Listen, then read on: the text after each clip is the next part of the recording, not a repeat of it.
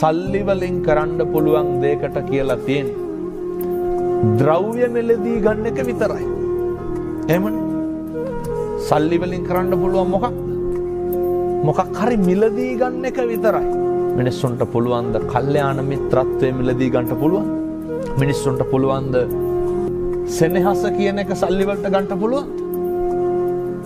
අපි බලාපොරොත්තු වෙන ආදරය සල්ලි වලට ගන්න පුළුවන්? විවිධ ව්‍යාපාර විවිධ කර්මාන්ත තියෙනවා, දරුවෝ විවිධ රටවල ඉගෙන ගන්නවා, මාලිගා වගේ ගෙවල් තියෙනවා. හැබැයි ඒ මිනිස්සුන්ට පැලක තියෙන සතුටවත් ඒ මිනිස්සුන්ට නැහැ.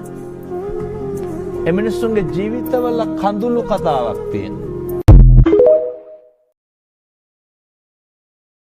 පොතක් පිරෙන්න හොඳ ලියලා තිබ්බ මිනිස්සු මොකද කරන්නේ? ඒක වැරදි විතරක් දාලා බෝඩට සටහන් සැල්ලි. මිනිස්සුන්ට බේන්නේ අඩුපාඩු විතරයි. ඊළඟට ඔය මම මේ කියන්නේ අර ළඟම කීප දෙනා අපේ කේන්තිය තරහ